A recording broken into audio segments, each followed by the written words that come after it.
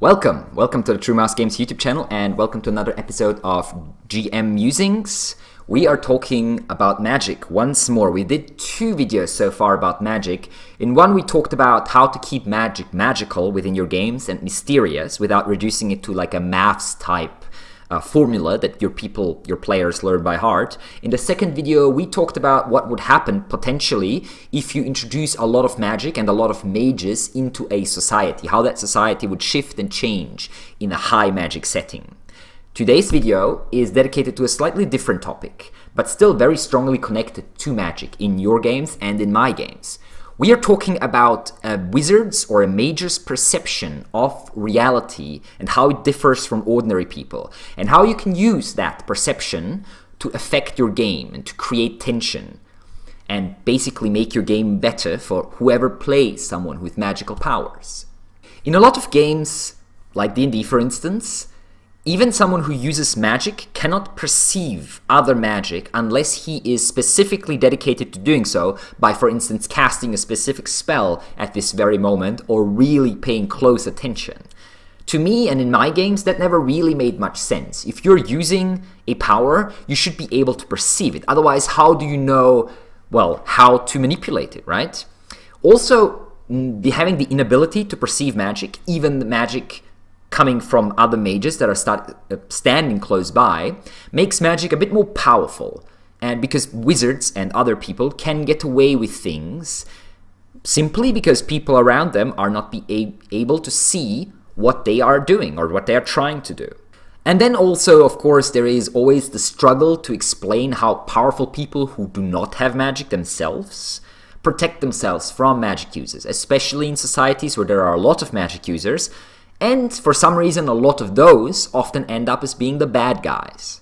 Before we talk about how to use a perception of magic that your player characters have, let's talk about what magic is. In my games, magic is always one of 2 things. Either it is a force of nature like gravity, or it is an innate ability, the ability to shift and change reality around a person simply by the power of their will. And with these powers, no matter if force of nature or willpower, comes the ability to perceive magic, the ever-shifting and changing and flowing thing that games like Warhammer call the winds of magic, a description that I've always enjoyed a lot. This 7th sense, if you want to call it that, serves to make mages and magic even more mysterious within the game, and it can be used to great effect to, well, basically have your players that are playing these magic classes feel even more special and even more different from those who do not have such magical abilities. Sadly, the use of such things, of these magical perceptions, call them Witchsight, call them Mage Senses, call them Spirit View, whatever you want to call them, is, in my opinion, heavily underused in a lot of role-playing games and in a lot of role-playing, well, campaigns where that people play at a specific table. This video hopefully will serve to give you some inspiration how to change that if you so desire.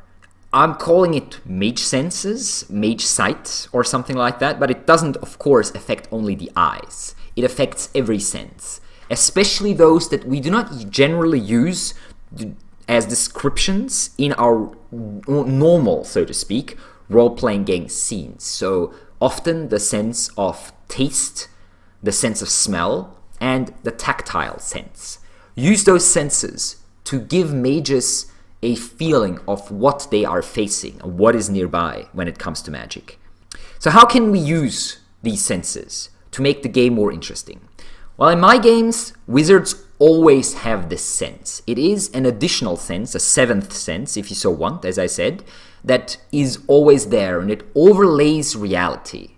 It's like a faint odor that you cannot really place, or it is a flash of color out of the corner of your eyes, as if something's moving while you're not looking at it quite properly. Use all your senses, or the player character senses, to get the most out of it. Magic can be a chill in the air. It can be the feeling of a hand running through the hair at the back of your head. It can be smells, sounds, colors. If you're really clever about it, you can even give your player hints as to what kind of magic he is perceiving at the moment. Some magic might taste like smoke in the back of the throat. Say illusion magic could feel or you could hear it, for instance, using the ears, like many voices whispering at once, or the sense of colors shifting into one another like a rainbow concealed from view behind a physical object.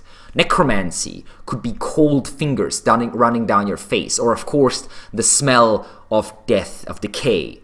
There's two main uses of these mage senses within your games, an active one and a passive one. We'll start with the active one first. That one is basically when your player character says, I want to try to sense magic, and that usually involves some sort of perception check. I usually do those magical ones, so to speak, behind the screen, so that people don't really know what they are experiencing at the moment and how well they are interpreting it, their characters are interpreting it, to always keep them sort of second guessing. Magic is a chaotic force and it is a fickle force, so mages, wizards should never feel 100% in control, and never being quite sure if what they are sensing is real serves to enhance this feeling. With this active check, you can give the players obvious clues. For instance, smoke coming up, spectral smoke that no one else can see from the body of a murder victim, red flashes of color inside the eyes of a person, whispered pain coming from behind a secret door, or the remnants of many lives found in a slaughterhouse that are still sort of clinging on to reality. Strong emotions in my games are always connected to magic. They leave an imprint on reality, and mages can see or perceive an echo of those strong emotions. Spell remnants can be used in that way as well. Maybe an enemy cast a specific spell in an area just a few minutes ago before you arrived. With the magical senses, if you roll well enough, if you're clever enough as a player, you might be able to get a hint at what was being done here. The second way to use these magical senses, as I said, is a passive way. We talked about this already. A magical sense is always on, no matter whether the mage wants it or not. And this can be used to great effect to give foreshadowing and raise tension, especially if there is danger approaching. Give your mage hints of that danger, specifically if that danger is connected to another magic user or some otherworldly being that might have a stronger connection to magic or just feel wrong to the senses of a mage. Magic twists reality, not just because of the spells that are cast, but also as a side effect. The more magic is used in a place, the thinner the barriers between worlds become. And in those places, mages could see glimpses of something they could never perceive anywhere else.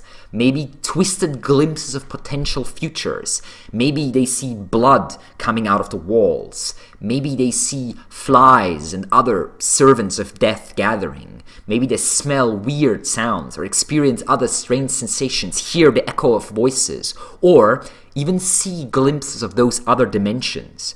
The show Stranger Things does that to great effect. So the way that some of the characters see the upside down, even though they are not there, that's exactly what I'm talking about. The sort of type of foreshadowing, giving hints, raising tension. If you really want to up the stakes, threaten to drive your wizards crazy, especially using creatures that seem to be following them but that no one else can see. They're always there every time you turn around, these weird blue shadows with glimmering yellow eyes, never quite physical but always watching. What are they? Are they magic, so only you can see them? Are they something else, an imminent threat that is coming to get you? A servant of some enemy? Or maybe it's just your mind exposed to too much magic and playing tricks on you. The more magic is used, the more of these things you can have show up.